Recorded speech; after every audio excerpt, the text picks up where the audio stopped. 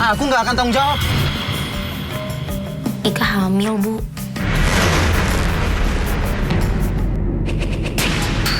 Hah? Hamil? Ika nggak tahu Bu harus gimana. Pacar Ika nggak mau tanggung jawab, Bu. Maafin Ika. Mas, sebenarnya sebelumnya aku udah aborsi, Mas.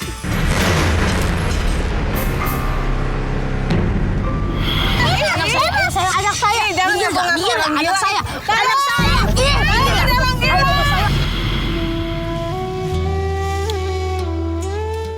Dan janganlah kamu membunuh anak-anakmu karena takut kemiskinan. Kamilah yang akan memberi rezeki kepada mereka dan juga kepadamu. Sesungguhnya membunuh mereka adalah suatu dosa besar. Quran Surat Al-Isra ayat 31.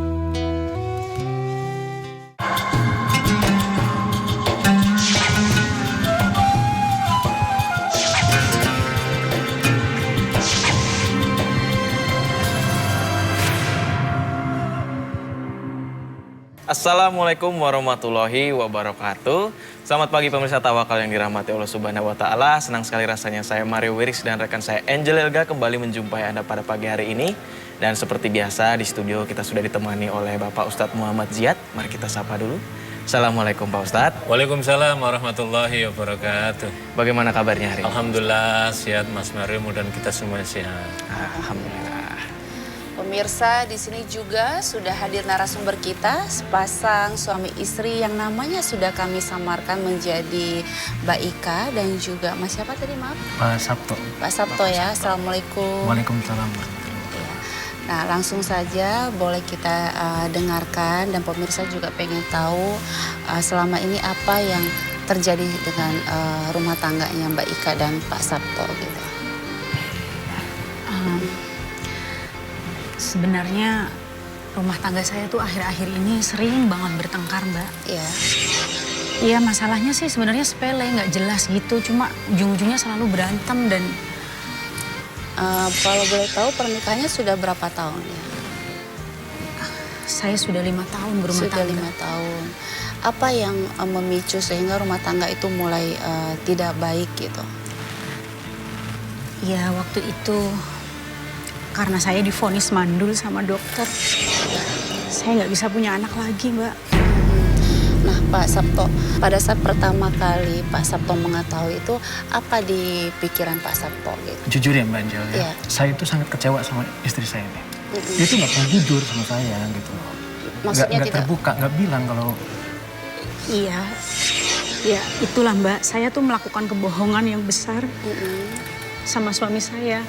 Karena saya sebelum menikah itu, saya pernah melakukan aborsi.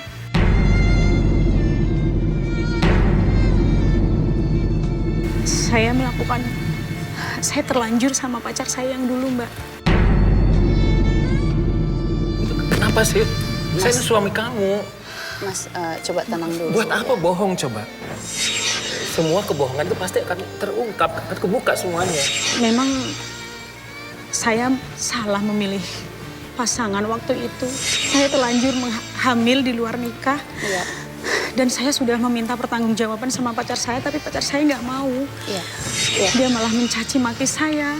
Dia marah sama saya. Bahkan waktu itu sempat saya diturunin di tengah jalan. Saya disuruh keluar dari mobil. Saya dimaki-maki. Dan bahkan dia tuh nggak ngakuin kalau anak yang saya kandung waktu itu ada anak dia. Kamu sayang kan sama aku? Ya sayang banget malah. Ada yang mau aku omongin sama kamu. Ya, ngomongin. Aku hamil, Lan. Dan kamu harus tanggung jawab. Apa kamu hamil? Nggak mungkin lah. Ini pasti hasil perbuatan kamu sama laki-laki lain kan? Iya kan? Enggak. Aku nggak akan tanggung jawab. Kok kamu mikirnya malah aneh kayak gitu sih?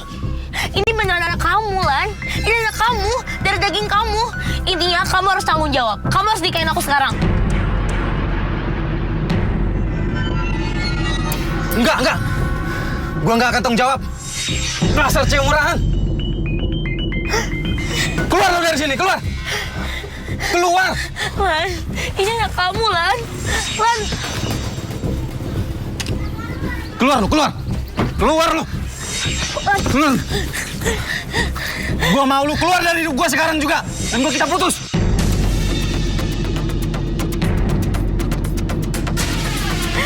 kamu jahat banget sih, Lan. Kamu harus tanggung jawab. Ini anak kamu, Lan. Kamu harus tanggung jawab. Kamu harus nikahin aku sekarang juga. Enggak, itu bukan anak aku. Kamu main gila kan sama laki-laki lain? Kamu kan Oke, kalau kamu mikirnya kayak gitu, kamu mikir aku yang ada, terserah kamu. Aku mau bunuh diri aja biar kamu puas kehilangan aku. bodoh amat, lu mau bunuh diri kayak terserah. Dasar orang sana. Lan, tunggu dulu dong, Lan. Lan, tunggu dong, Lan.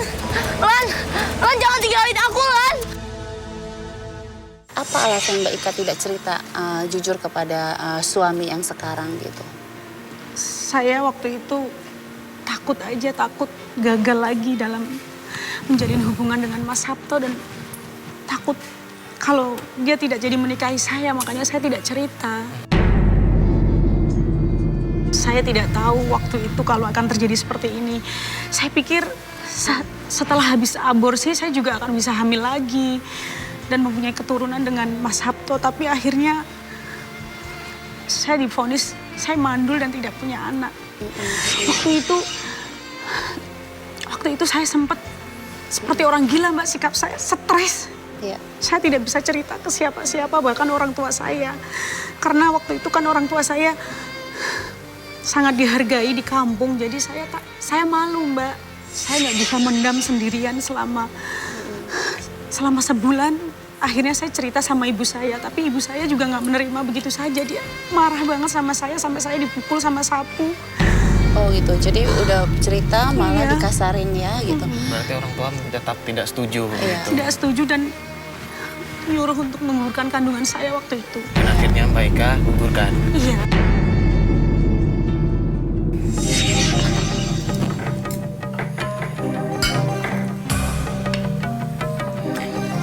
Ika, kamu kenapa sih? Kok ibu perhatiin, kamu gelisah aja, gak nafsu makan gitu. Memang kamu ada masalah sama teman atau apa? Cerita dong sama ibu. Gak apa-apa kok, Bu. Jangan bohong deh sama ibu. Kamu itu kan anak kandung ibu. Ibu bisa ngerasain apa yang kamu rasain. Bu, sebenarnya ada yang mau Ika omongin, Bu. Ada yang mau Ika jujurin. Cuma takut ibu marah. Kenapa sih ibu masih marah? Cerita dong, ada apa? Bu, Ika hamil, Bu.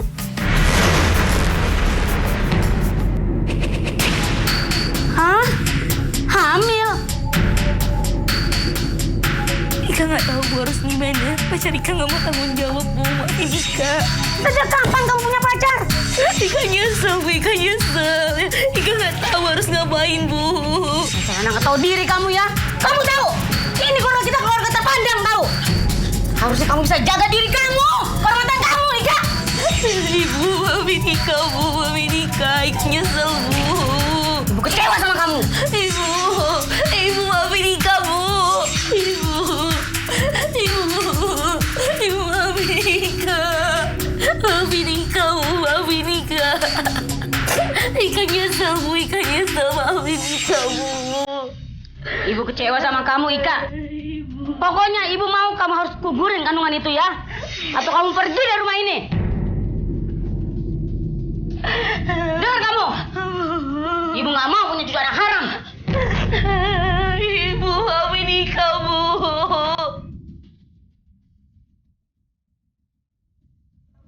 Dengan meminum ini, aku berharap semua cepat berakhir.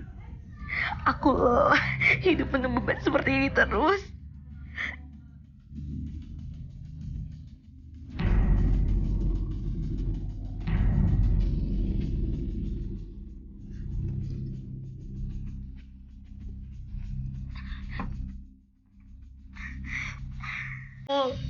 Ibu kecewa sama kamu, Ika.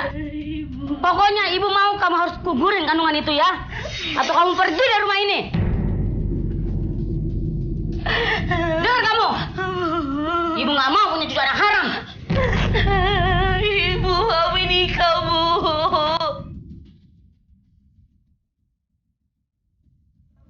Dengan meminum ini, aku berharap semua cepat berakhir. Aku lelah hidup penuh beban seperti ini terus.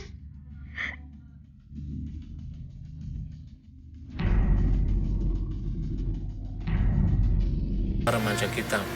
Yang pertama ada 3 hal yang berkaitan dengan baika, yaitu adanya pergaulan bebas, sangat permisif sekali sehingga melampaui batas yang Allah syariatkan. Apa itu? Yaitu melakukan perzinahan. Orang diizinkan berkenalan, pacaran diizinkan, tetapi dengan cara-cara yang Islam, artinya adalah tidak ada yang dilanggar di sana.